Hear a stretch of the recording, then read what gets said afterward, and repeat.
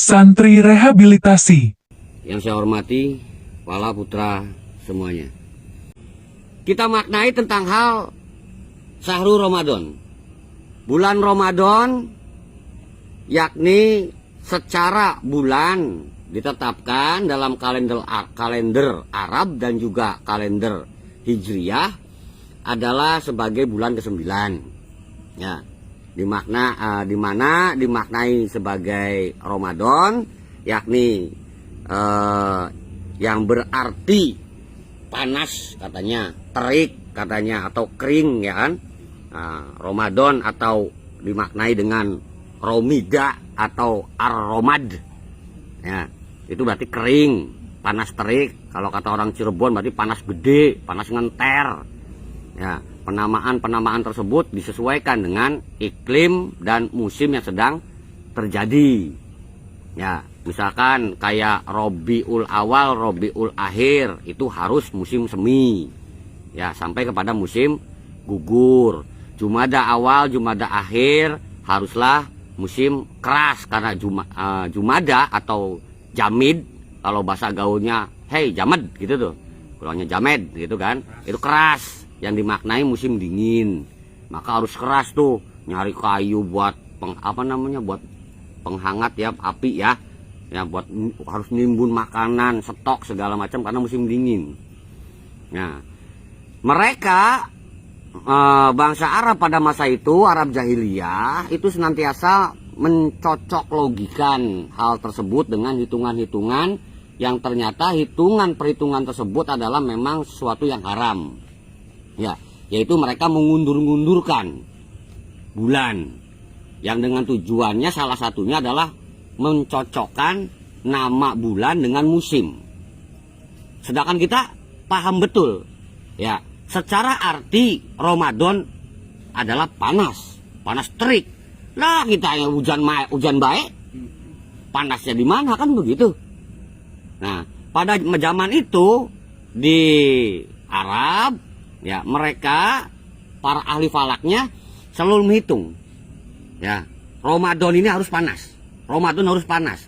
Sehingga kalau diprediksi meleset, maka dia akan menambahkan ya, menambahkan satu bulan setelahnya Zulhijjah, sebelumnya Muharram ditambahkan. Jadi yang semula ditetapkan 12 bulan oleh Allah, oleh mereka, ada kalanya tahun itu 13 bulan. Dan ini suatu kemungkaran.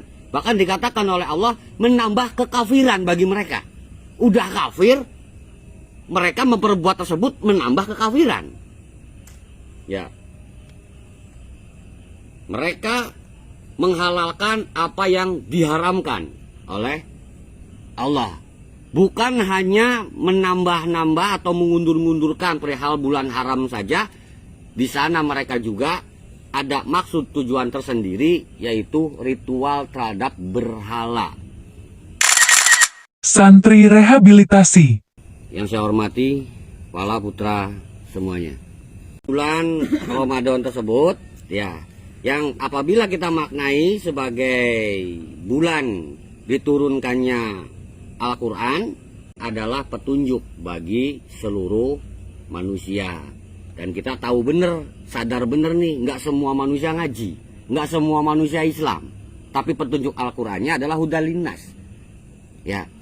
Dengan makna petunjuk yang ada di Al-Quran, petunjuk Al-Quran itu hanya sampai kepada orang yang ngaji, kan begitu, hanya orang yang mempelajari, dan itu adalah orang Islam atau orang yang beriman. Tapi tetap aturan main tetap berlaku sebagai hudalinas. Maka apapun ayat yang sudah kita terima, maka sampaikan, biar manusia seluruhnya tahu, apakah dengan menyampaikan secara lisan ataupun dengan perbuatan.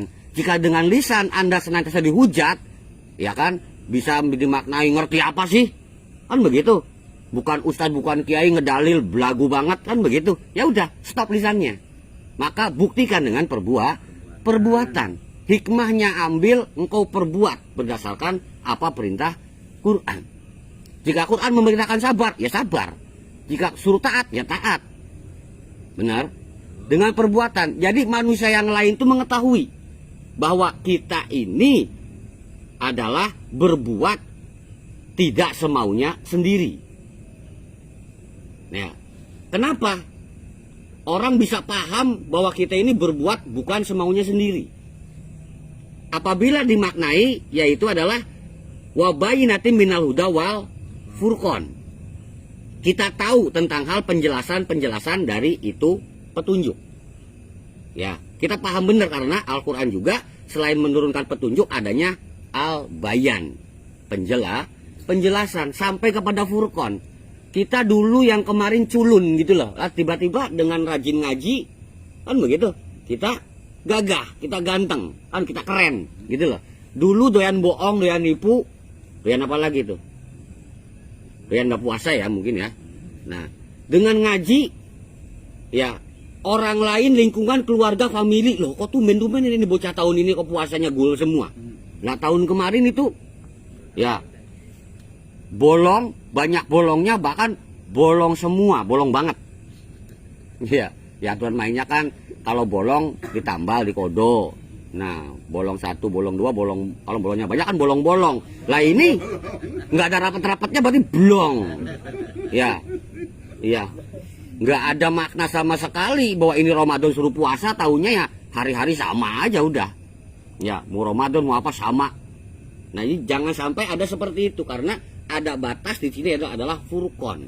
Harus sampai perbedaan pada diri, ya setidaknya diri yang dulu dengan diri yang sekarang atau kedepannya ini adalah lain, berbeda. Kita ada dalam petunjuknya Allah Subhanahu wa Ta'ala, kan begitu. Nah, karena momentumnya adalah diturunkannya Al-Quran, sampainya Al-Quran petunjuk, maka kita harus sesuai dengan petunjuk.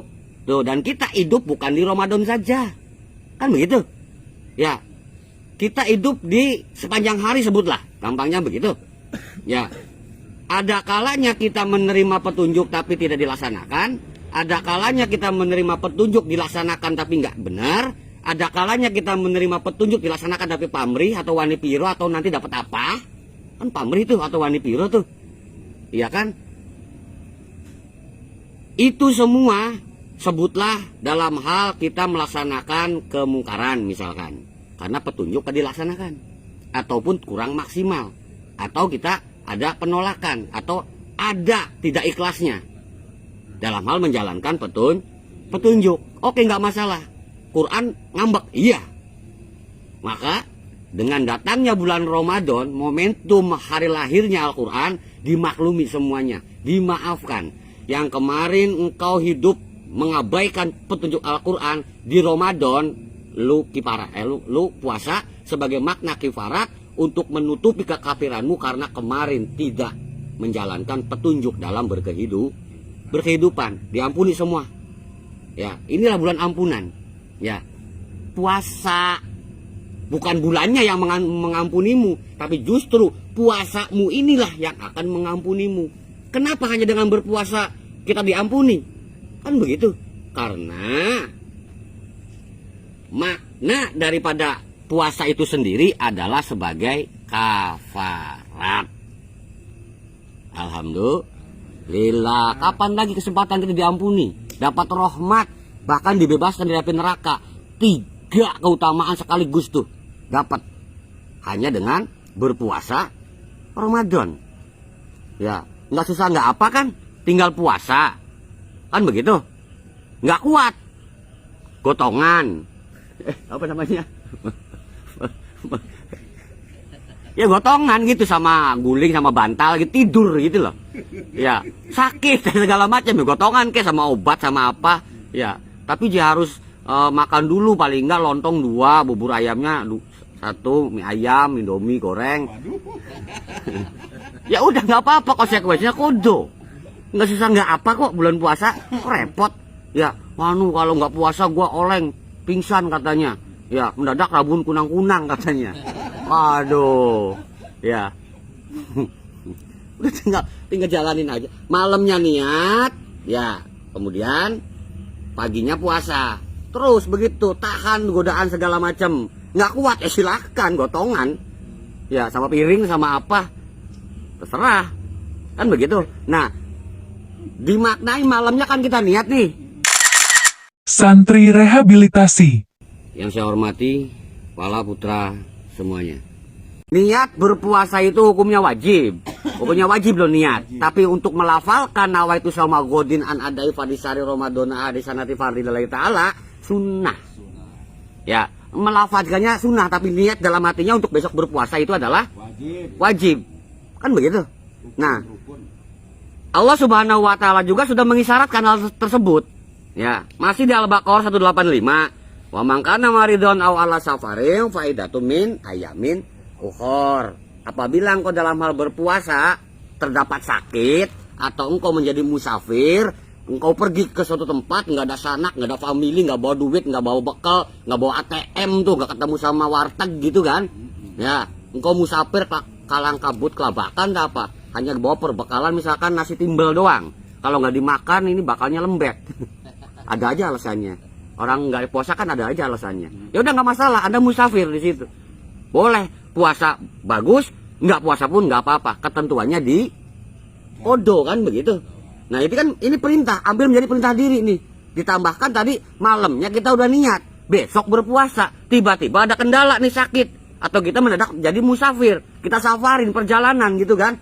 Maka kita sebutlah puasa batal. Tetap konsekuensi niatmu malam bagaimana? Niat berpuasa esok hari di bulan Ramadan. Tiba-tiba batal. Bolong kan? Tambal di lain waktu. Ini mengajarkan tepat janji Anda menjalani sumpah. Ya.